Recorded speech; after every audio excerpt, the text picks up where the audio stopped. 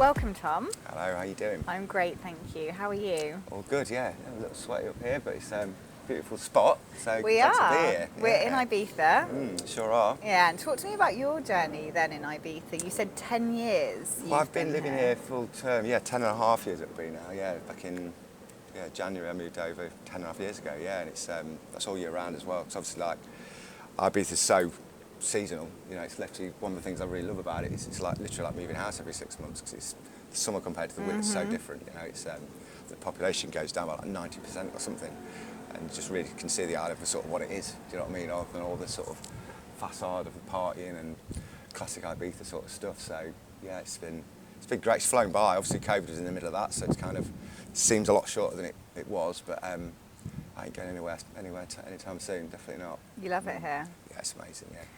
And so many of the listeners probably won't know what you're known for and what you're in the industry for. So would you mind sharing a little bit about your so journey? I'm kind of, I was a touring artist for years, like sort of started DJing and professionally sort of from a young age and did that for years and years and still do a little bit, but kind of also sort of moved into sort of production and helping other artists with their music, like not sort of ghost production, but working with artists in the same room, and I've sort of traditionally been kind of a gun for hire in the studio really, sort of helping them make better music, sort of right across the field, generally always in sort of electronic music, but the real range all the way from the commercial sort of get a sort of arming kind of world all the way through to the more underground artists and stuff, and really just sort of helping people make best music they can, because the best music's always been made by more than one person, groups of people in the same room working together, and always will be, and that's kind of what I facilitate and do, and sort of put together for people and work with people to do. Incredible. And you had something I saw on your Instagram this year called the Star Villa. Star Player Villa, yeah. Star Player is the sort of the brand that I sort of started, that I began building with a friend of mine, Mark Malin, who's a mix engineer and another studio sort of whiz.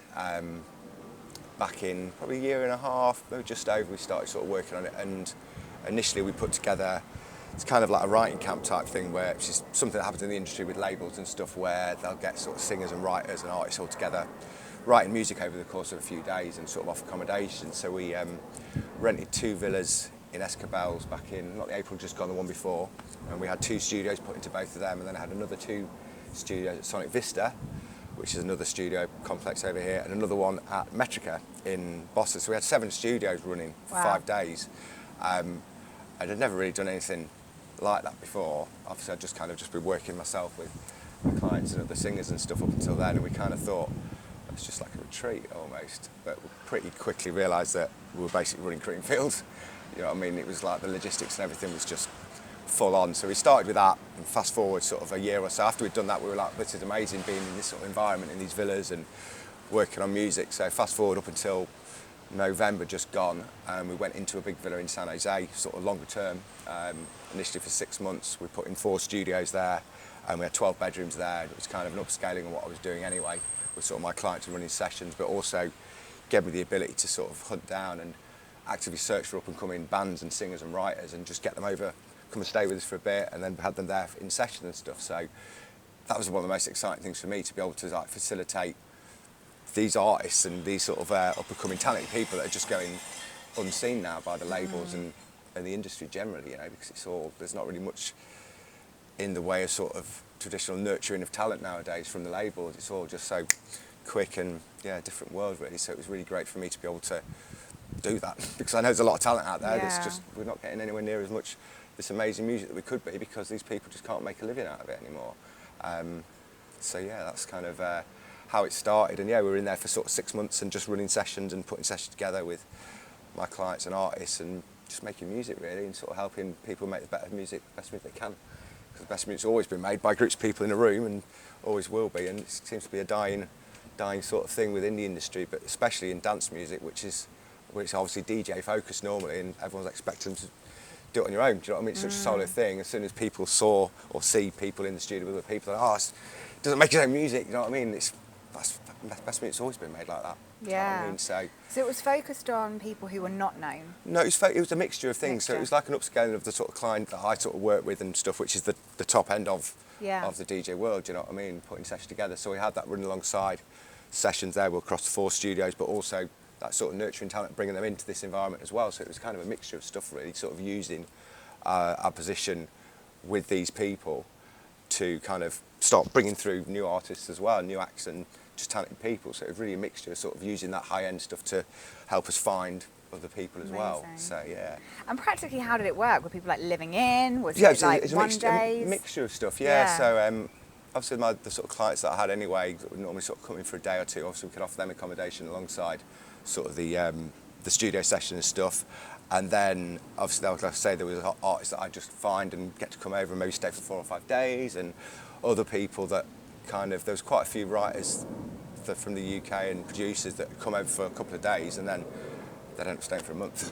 Because if you genuinely are all about creating music with that many people, there's not really a better place for you to be, do you know what I mean? So it was a real mixture of some people there longer term. There was a couple of producers that I had to stay in there all the time with me, that I was sort of working with and sort of developing and stuff. So it was a real mixture of some people in that for a day, some people in a couple of days, some people in for a week, and herding cats a bit sometimes, but yeah, it was a good day, yeah. And so you've been in the game for 25 years. That's it, something like that, yeah. That's mental. It is mental, yeah. I mean, it feels like 25 minutes to be fair, but yeah, it's all I've always been in the industry really. Like I said to you earlier, I think I worked in a chip shop for a couple of days and had enough of that. Worked in a factory for half a day, and yeah, I lasted half a day with that. And then since then, yeah, just got my head into music and kind of started DJing. Well, had decks and sort of started DJing, putting on sort of little parties when I was like 14 or 15 with the help of some sort of other friends of mine and stuff. And then got into sort of wanting to make my own music, so I had stuff that other people didn't have when I was sort of 18. Got a computer, started doing that, and then within a few months I was touring at sort of 18, 19, and wow. Yeah, just kind of did that. I've been doing that since up until now, really, you know. And how did you, well, first up, where did you tour first? I was all over the world, really. It was back sort of like 2001, 2002, and it was worldwide, really. I travelled to Australia and pretty much everywhere, really. Did a lot in the States and, yeah, pretty much everywhere. Yeah, there's not many places I've not been, to be fair. And how over all that time have you stayed relevant? Obviously, there's been so many changes. I mean, yeah, this is the thing. It's always the thing, isn't it? Especially now, stuff moves so fast, you know. And I guess really it's that collaboration with other people that's kept it relevant, you know, rather than sort of being solo on my own and that. 'Cause like I said, the key for me for making music is doing it with other people. Not just music, with everything really, you know. And I think that's keeping relevant is all about that, you know, just keeping working with different people and just keeping an open mind for stuff as well. You know, not really sort of sticking to one sort of sound. And this is the reason that I do what I do and work with lots of different people, because you have to be in such a narrow lane with your sound to be a sort of touring, not a DJ anyway nowadays. And I just get bored of making the same record. Do you know what I mean? So that's sort of one of the reasons that I do what I do and work with as many people as possible, varied as possible as well. And so you say about keeping your own sound. Do you think there's a lot of pressure to create stuff that is just going to sell? Oh, definitely, of course. Yeah. 100%. And I think a lot of people obviously get into this game for the wrong reasons as well, you know, just to make money or to be famous or tour and whatever, do you know what I mean? And it's that whole touring thing it's amazing. It's a very small part of it. It's amazing, the performing and the connection and stuff, but there's a lot more to it than that, do you know what I mean? Yeah, I think it's a lot of pressures for that sort of thing, for sure. But you must have made great money in this industry. Definitely, yeah. I mean, I'm making a lot of money, especially, but right from the off, really, back when I started, sort of early 2000, it was like, especially making music as well, because obviously it was a totally different world regarding how music's consumed and stuff. And back then we were pressing vinyl, so it's like, do a record, get 5,000 of them pressed up, sell them all to all these record shops for 3, 4, 5 quid, and that was, do you know what I mean? That was just off one record. So really the people making the music were getting the money, do you know what I mean? And it's something that's changed a lot through various reasons and developments in how sort of music's consumed over the last 25 years. That's changed a lot, and it's something that I'm very sort of passionate about, trying to redirect in the long term, redirect that money back to the people that are making the music, you know, because the money's there. In fact, there's more money in it now than there ever has been, but it's just it's just going not to the people making the music and stuff, and it's sort of something that I'm really passionate about. And yeah.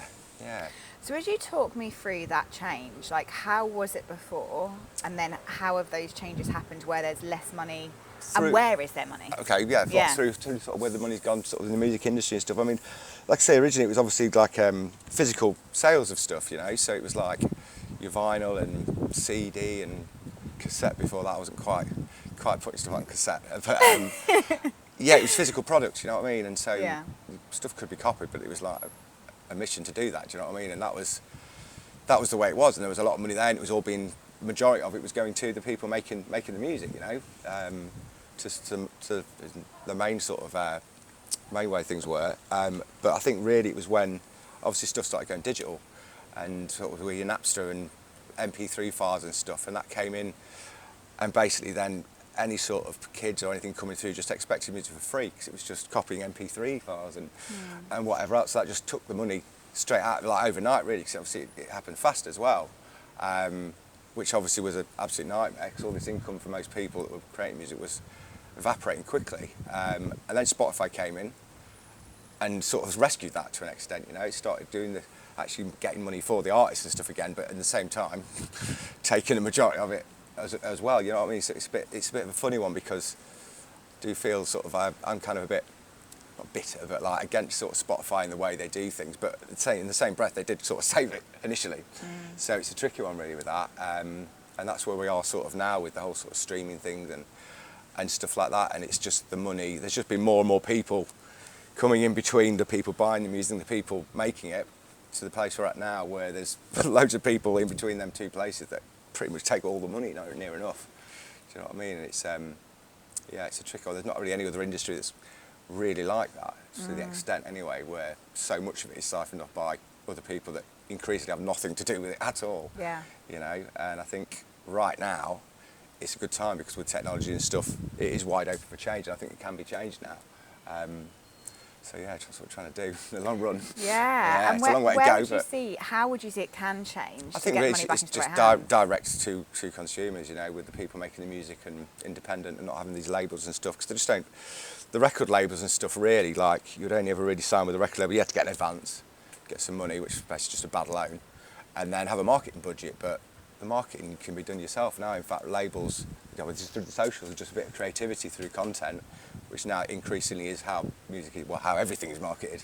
Do you know what I mean? And I just think there's much more scope and technology for it to change and just be back how it was, where you were literally just selling direct to some extent direct to people buying the music. Amazing. And who's come into your playhouse where you're like, these are some people to watch? There's loads. There's new people I discover all the time, you know, and there's tons of people really. There's new people popping up all the time. The other thing is now, obviously, the actual entry into creation of music is really easy. Do you know what I mean? It was like back when I started. Most people, you need to have a way in. You need to have access to a studio generally, and know what you were doing in there. Do you know what I mean? It was only when sort of that sort of entry level became a bit more accessible through software was when I sort of started doing it. Do you know what I mean? So I was right at the start of when it was possible for someone to just get a computer program and make music. I was sort of right at the very start of that. Do you know what I mean? And it was kind of when I'd sort of started doing that, it was a bit of an unheard sort of thing really. Most of these other people were in big studios. And then I started putting these records out, and they were like, "Well, where's your studio?" I was just in my mum's house, I was on my computer. Do you know what I mean? And so that entry level is really easy now, and there's so many people. It's really hard for me to sort of pinpoint one or two people that immediately spring to mind because there's just so many, and I find new people all the time. Yeah. You know what I mean? And that's one thing that is great about when we're in the villa, because I have that ability to just find people and just say, "Come and stay with us," and it's amazing to be able to do that. Do you know what I mean? Because there's just not really another route for these artists to do or have access to that sort of thing. Really. And I guess coming back to the conversation we were having about being relevant, that must keep you so relevant, keeping like the new people it's exactly with you. That's exactly what I'm saying. Yeah, it's all just about working with other people and just keeping your sort of an open mind to stuff. And it's something that if someone wants to do something, definitely. You never know where it's going to lead. You never know what this person might be, and yeah, totally. So it really is the main thing about keeping relevant is collaboration with other people, for sure. So if someone's like new, starting out in the industry, what would you say their first step should be right now? Well, I mean, unfortunately to say, the first thing really is your content game more than the music now, really. At this stage anyway, I think for the last sort of 5 or 6 years, I was always sort of saying to people, yes, the content and the sort of branding and everything's 50-50, you know, the music and all of that. But I think increasingly, I think that once you've got some decent music, I think you've got 20% of the job done. Do you know what I mean? So really the music obviously is important, and you can get through purely on amazing music, do you know what I mean? But the chances of you being found and spotted by someone without all this content or any sort of thing like that is really, really non-existent almost, you know what I mean? So I think really it is a lot to do with that whole sort of branding and just your content stuff, like ideally about the music though still, you know, and this was one of the great things about being in the villa is that we were sort of recording sessions and creating this content from the actual studio session, so it is still about the music, do you know what I mean? I think that's the way you have to go with the whole content thing, is keeping it to do with the music rather than just dressing up like a clown and running through the streets just to get likes and stuff, you know. There's the main sort of way really, and yeah, I'd say that I think it's so important now, having that brand and that sort of look, and also being part of a community and just like I was saying, just reaching out to other people and just working with other people and sort of being out there and visible. I think being visible is the main thing, because obviously nowadays everything's consumed in the same place, so gone are the days where you were competing with other artists and other DJs, because everything's in the same place now, do you know what I mean? And if you can't be seen on that, then you ain't going to be seen, because that's where everyone's looking all the time. So yeah, I think that content side of things is very, very important, essential. And so AI and the industry, how have you, like, personally worked with that, and where do you see it going on a broader scale? I mean, I've worked with it a lot, definitely in the music, within sort of technology and music and stuff. But I mean, people are always sort of like have this sort of, they're scared of it sort of thing and wary of it and stuff. But I think really it's a tool rather than a competitor. Do you know what I mean? I think you have to embrace these sort of things really to stay relevant again. Do you know what I mean? It's something that the AI stuff, it's amazing. It's like, yeah, it's taking a lot of sort of areas of the creation of music away, but it's also freeing you up to more creative and other decision-making sort of things, you know. I think you really have to embrace it. I mean, there's various things that I use AI stuff, well, AI software really in it, but yeah, it's always going to be there. It's always going to be, it's only getting more prevalent. I think you just got to have to embrace it really and use it as a tool rather than keep arm's distance away from it as a threat, let's say. Have you seen any innovative ways that AI has been woven into electronic and dance music scene? You've been like, that's really cool. Well, I mean, all the time, yeah, totally. I mean, just sort of, there's so many things really. I mean, just generation, obviously, like you see with sort of the AI generated sort of your deep fake stuff and all that. It's the same sort of thing with audio, you know. It can generate stuff that seems real, like almost, you know. It's using that as a tool, and some of the AI things that I use in the studio are kind of like that. They're just for generating ideas, and yeah, I think it's almost becoming an essential part of it, because there's things that were very time consuming and laboursome that now take seconds. Do you know what I mean? And I think yeah, it ain't going anywhere. It's only going to be more prevalent, but it's really embracing it and using it as a tool, I find.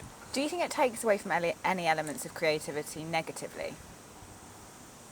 In some way, I mean, it just moves where that creativity is focused. It's a bit like when sort of DJs and stuff moved from playing on vinyl, where it was a skill to be able to get stuff in time and mix, do you know what I mean? It was when it moved away from that to sort of your CDs and MP3s and stuff, where stuff it'll time stuff up for you, but it moves where your creativity and where your skills are, it just moves it to a different place. Do you know what I mean? It was the same then. Everyone's like, oh, this is cheating. Do you know what I mean? You don't have to beat match anymore and stuff, but it's just moved where that creativity and that skill is focused, you know. It just takes to a different area. I think there's never going to be like a situation where creativity isn't something really important, you know, and it's obviously something very unique to humans as such, really, isn't it? And it's I mean, the creativity is what created the AI stuff in the first place as well. Yeah. It's always going to be there. It's just going to move where it is, and you just need to keep going with it, I think. And would you say that's quite key to the industry? And you called it fast-paced earlier. Yeah. Have you seen there being a need to be more fast-paced and adaptable over the last 25 years? I mean, yeah, I think the pace is getting faster all the time. Do you know what I mean? It's I think that's just the world in general, really. I find, you know, it's always going to be speeding up and stuff happening faster and faster and faster. I mean, I can't see a time when it's not going to be like that and keep going in that direction. You know, it's always going to be. But it's just it's the way it is. You just got to keep hold on. Yeah. Do you know what I mean? And yeah, exactly. And so you still DJ as well? I do, yeah. What's been your favourite gig of the season? I've not. To tell you the truth, I've took a step back from sort of my touring over the last sort of year and a half while I've been working on the Star Player sort of project. I mean, prior to COVID, I was touring constantly. Do you know what I mean? I'd be away and then get back here, play Ushuaia, play Passion, I'd be off again. And it wasn't until COVID happened that it stopped me that I was kind of like, oh right, I've been doing this like 15 years. Do you know what I mean? It's just like a hamster wheel, I guess, of sort of that continuous get back, tired, make some music, go again. And it wasn't until I was stopped that for COVID that I really realised what was going on. I was like, I've got 2 kids and I've never seen my kids at all. Do you know what I mean? It was definitely quite an awakening for not just for me, for lots of people. I think a lot of people. It was kind of a silver cloud in a way to sort of have a moment to actually breathe and really see sort of the wood for the trees. Do you know what I mean? And so I've not stopped DJing as such. It's just my focus has been on building the Star Player thing for the last sort of couple of years. I'm going to start touring again, but just not to the extent I was before, because like I mentioned earlier, it's the whole sort of touring and DJ thing. It's amazing. It looks amazing on Instagram, on paper, but the really amazing part of it is just a very small time period, really, through sort of your travel. It's really just sitting around in airports on your own and being tired and whatever, you know. And I do miss that connection. That's why I do it, the connection you have with the crowd, you know. And but that's one thing that I kind of get a similar sort of connection when I'm in the studio with a group of people, you know, and you're on that same wavelength with the music and stuff. So I get my fix, get my hit from the session, and like I say, it will be something I'm going to be going back to. I've just started sort of working on my own music again last sort of few months, and don't get me wrong, I love the DJ and the connection and stuff, but just won't be doing it to the extent I did before, because it's just 15 years just goes like that, you know, big time. And what were some of the realities or the struggles that you've seen people in that DJ life, travelling life, really struggle with? Well, it's the obvious things, really, isn't it? It's the sort of being surrounded by the sort of the scene and the drugs and alcohol and stuff like that, and it's obviously, unfortunately, just deeply embedded in what the music industry kind of is, and especially performing in clubs and festivals and stuff like that. And it's hard, you know, because especially if you are susceptible to that sort of thing or have had problems sort of with addiction and stuff before, you're just thrown straight back into the lion's den every week. You know what I mean? And it's I've seen lots of people that struggle with it. I've struggled with it at times as well, you know. And it's being in that world. It is really hard once you've been in that sort of headspace to get out of any long period of time without sort of really removing yourself from that world.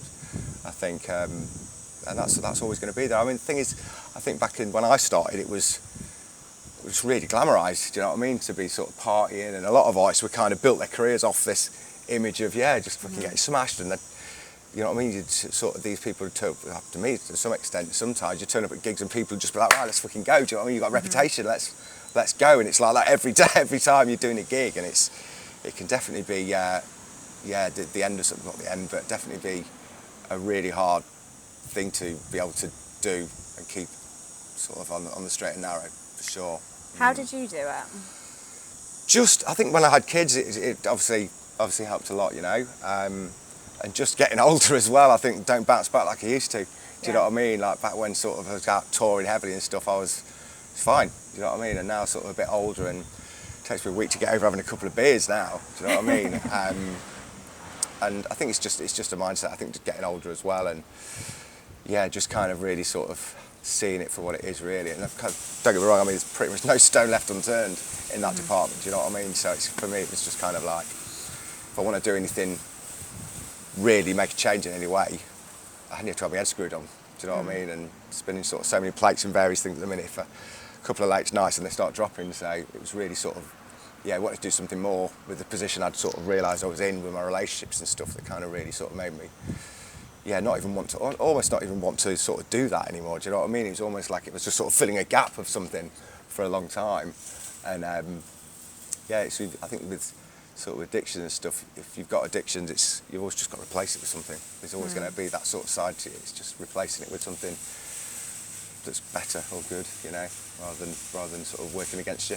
Producing healthier habits. Exactly, that's it. Yeah, totally. And I think it's a sign, like, to be in an industry for that long, that obviously has that natural exposure. It's going to be seasons. Definitely, of course. And I do think, like, when I started off, before I started rambling, then I was going to say that, like, it was really glamorised back then, but I don't think it is so much now. You know, I think a lot of the new artists coming through just aren't.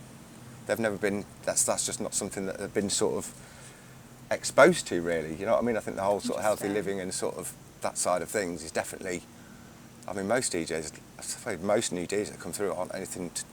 The whole sort of getting smashed and stuff isn't something that's even on the radar. Do you know what I mean? I think that's something that's definitely changed over the years as well. Because back when I started, it was pretty much all about that. Do you know what I mean? What's your take on that? Because mine's like, I just wouldn't have wanted it to have it another way. I'm grateful for that time in the industry. I'm like, when you're in your 20s and... Oh, totally, yeah. I don't regret anything. It was great, and I'm here now, do you know what I mean? So it was all a sort of a journey, you know, but... Don't you think there's a lot of pressure? Like, I often think for young 20-year-olds with this health and this, you know, there's now the pressure of that, yeah, exactly. It's like, at that age, you just let loose, be free. Yeah, totally, yeah, definitely, yeah, for sure. I mean, I think obviously it's to do with obviously the whole social media thing and seeing this version of other people that isn't necessarily real. Yeah. And being expected, well, not being expected, but feeling like you have to be that. Do you know what I mean? I think it's, it's definitely a lot to do with that, I think, and the pressure of all that. And I've seen a lot of people come into our industry, so I've got a staffing agency, and a lot of young people come in, they're curious people. They're people that learn by experience. They're people that are often not information heavy, sat down at a textbook. So definitely. To actually have exposures to all different types of environments, maybe some of them a bit unsafe or questionable, I would say make them sharper. 100%. It's something like with kind of similar thing to with my kids that are, when they're looking on YouTube and all this, it's like there could be obviously stuff on there that's not great for them, but at the same time, what they know by the age of like 10, 11 is like they can learn so much now, and it's like it's another thing you just can't fight. You know what I mean? There's two sides to it, isn't there? Really? I mean, there's obviously the sort of not so good side to all the sort of stuff online, but I mean, if you think when you want to learn something back. Years ago, you'd go to college or whatever and be taught by somebody. Now you can be taught anything immediately by the best people in the industry, just on YouTube and stuff, you know. And it's that access, that information, I think, is amazing, definitely. And so, having kids and working in this industry, what's that been like as a reality? Well, it kind of made me sort of, like I say, with the help of COVID, it kind of really made me realise what was even going on. Do you know what I mean? It's because the industry can, like you said, the industry is so fast-paced, it can just swallow you up and spit you out. And I think having kids, well, definitely having kids makes you definitely sort of reevaluate your life. And obviously your what's the word? Your commitments and stuff, you have a different, it all changes, you know. Definitely, and I think it's something that's good for a lot of people in that respect, you know, to have sort of, it's not just yourself you're trying to have to look after. You know, you've got responsibilities and stuff, and it's, for me, it was an essential thing really that happened, you know, having the kids and stuff. It really sort of reset sort of where my head was at, and yeah. And a lot more DJs, even female DJs I'm seeing, are talking a lot more about those realities and also the possibilities of it. It almost seemed like something before that wasn't really spoken about or promoted. Definitely, yeah, totally. It definitely wasn't. And that's obviously another one of the great things about the sort of the passive information on the online and stuff, you know. It's you get to sort of people, you just get to understand other people's, you see into people's lives a lot more, you know, and have the ability to see that other side of things, which I think is really important from people that are in the industry and in a sort of high position to help sort of show, do you know what I mean? And that's obviously sort of one of the things with what we're doing with the music, that sort of showing what it's actually like behind the scenes of how making music and stuff. It's the same sort of thing. I think that ability to do that is a responsibility that people in them positions should really embrace and be doing. It's really important. Would you say there's anyone or anything that's out there in the public space in the industry at the moment that you think is really unhelpful for new artists or just for the industry as a whole? I guess really it's the main thing is the fact that the music's not the most important thing at the moment, you know. I think that's one thing that's not why I signed up for making music and stuff, you know, to have to do this content side of things. And I think a lot of the artists have been around a long time obviously become very disillusioned with that because it's totally not what they signed up for, you know. It's but in the same breath, it's just that's the world. Stuff evolves, doesn't it? It changes, and I think that's my initial thing would be it's just a bit of a shame that it's not so much about the actual quality of the music now, you know. So I think there's some really talented people out there that are just all about that maybe don't end up in the music industry now because they just don't get seen because they're not doing the content. They just want to make music. I think there's a lot of really talented musicians and artists that end up not doing that, which is a shame because of the way that it is, and it's not so much about the music and stuff. I think that's one thing that is a bit of a shame, you know, but it's also one of the good things that the position we're in when we're in the villa, to be able to try and help these people be seen without them having to dress up like a fucking dinosaur or whatever and dance around and stuff, you know. And I guess that the Ibiza Boss was a big sign of that, wasn't it? Yeah, I mean, it's crazy, yeah. It's a friend of mine that actually shot the video of him, and yeah, I mean, just, I'd never seen anything catch quite as fast as that, you know. My discovery page on Instagram was basically just all him at a couple of days, which is just mad, really. And so what did your friend capture? What was just him? What was just him dancing at Ocean Beach or whatever. That video that it all went from. Yeah, it was just a random video. She just captured it and just sent it to a few people. Like, look at this guy, and then before you know it, it's a thing. And what do you think that was? What do you think drew people to make that go viral? It's character, isn't it? It's such a recognisable thing, which I think is important in any sort of personal brand type thing. Do you know what I mean? I think because it was so, like, within days there was like dress up like Ibiza Boss kits in all the fancy dress shops because it was such a character thing. Do you know what I mean? And it was the brand. It was the branding. Yeah. Do you know what I mean? Even though it was unintentional, it was instantly recognisable. Do you know what I mean? Just a silhouette of him, you'd know it was him, sort of thing. And I think a lot of it's to do with that, and also just, I mean, it just showed the power of sort of things going viral and stuff being shared, because I'd never seen anything so trivial go so fast and to such an extent in such a little time. It was mad, really. Again, it's timing, isn't it? It's like, it was just timing and the character of it, really, the brand, I think, and just the right time, right place. And I'm even smiling as you're saying it. It's like you can't not see that well, that's the picture thing. and It smile, was fun right? as well. It's like, it's all about the brand again, isn't it? It's Yeah. like, it's this fun thing. He's having a good time. It's like, it's like he is kind of a caricature of all these, everyone from fucking Leeds that comes over here, and do you know what I mean? It was just right time, and yeah, totally. Yeah. It's mad, really. But it also shows that what a powerful thing the connection of all these social media and sort of sites is. Do you know what I mean? Because it's when it's talking about stuff going viral, it's not luck, you know. It's a science. If you really want to do some sort of campaign or something like this in some sort of way, it just shows how fast it can go. Do you know what I mean? And it is a science. If you look into really break down why that had gone viral, there are reasons. It's not just not luck. Do you know what I mean? I mean, there's a tiny bit of luck, but generally, there are specific. If you backtrack and really work backwards, there are specific things that happened that made it go like that, you know. And I think that's really interesting. Yeah, Definitely. And I love those moments of virality where they're unexpected for the person, because hearing their kind of take on that is mad. I interviewed a DJ called Giovanni Letchford in Dubai, and he had this moment of virality where he gave Prince Harry a card, his business card, as him and Meghan were walking into Pop Brixton. It was caught, blew up, and then he ended up being the DJ at their wedding, and his DJ career launched from there. Completely, but I think the thing is, it's like these things could be planned. You know what I mean? Curated, yeah. Exactly, and I think it's really interesting, especially with it's just really interesting how something like that could actually have been completely calculated and. Yeah. Do you know what I mean? That's what I'm saying. It's a science. You know what I mean? It might look like it was completely luck, but you could easily orchestrate something that looked like that, but wasn't. You know Have you done that with any of your No, content but it's something that we are.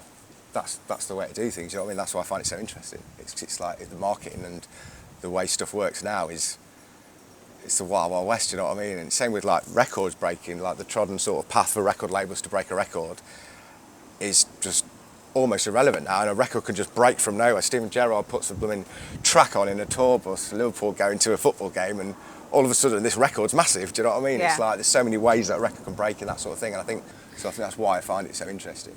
And would you say, as an artist, almost having a content team or someone who can oversee that might be an essential part of the way forward? I'd say I don't think the actual team part's essential, but definitely heavily focusing on that, which is what I was saying about the whole content thing. 'Cause it's all one of the same thing, you know. The content and the way stuff spreads is all that marketing sort of side of things is the most important thing, because that's how people get seen and Yeah, it's everything really. If you can back that up with good music as well, then it's great.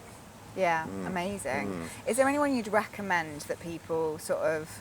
Who do you use for your content? Well, no, we're just building our own team and sort of Okay. putting stuff together. I mean, with the whole star player thing, we've not really started with the proper content game with stuff. We're working on it sort of at the moment and are going to launch pretty soon with everything. But it's just, it's just the sort of stuff we put on that like recently, the stories and all that. It's just really just ticking boxes. You know what I mean? The actual full content sort of thing where we're actually doing something substantial is yet to sort of be sort of put out there. But it's something that I've been spending a lot, like I say, with me not touring so much and working on my own, not working on my own music. A lot of my time has been spent just looking at what's going on and talking to people and working out how to use the way things are to build artists and break artists and records and stuff. Amazing. Let's talk a little bit about Ibiza and this season. There's been some interesting press, like with workers struggling for accommodation and the actual practical things of living here being way worse than they've ever been. Well, What's been the reality? Yeah, I think there's a few things at play, and obviously there's just forever rising prices of the island, especially with accommodation, is obviously a big problem. And then obviously with people from the UK, the whole Brexit thing was really like just caused a massive problem because the workers that would normally coming out here just can't do it now. Firstly, because you have to get your visas and everything, and secondly, because it's just way too expensive to even live here.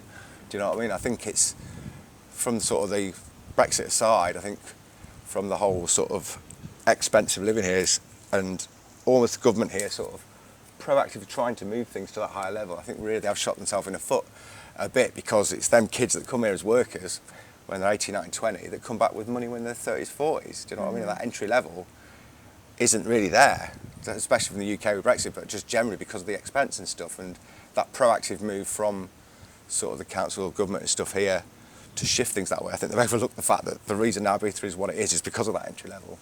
So I think that's definitely something that's started to affect it and will definitely affect it further down the line because it was that community of people coming at that age that made Ibiza what it was. Do you know what I mean? And without that, you're just the same as everywhere else really. Any other sort of like coastal island or resort and stuff really. And so has it affected the way that hospitality sites are run or nightlife sites are run as well? I'm not sure. I don't know. I mean, I'm not really in a position to sort of say if it's changed sort of how they're run, but it's definitely been a focus on that higher end, it's proactive, that higher end sort of stuff that's definitely making a big change. Don't get me wrong, things change, stuff moves on, totally.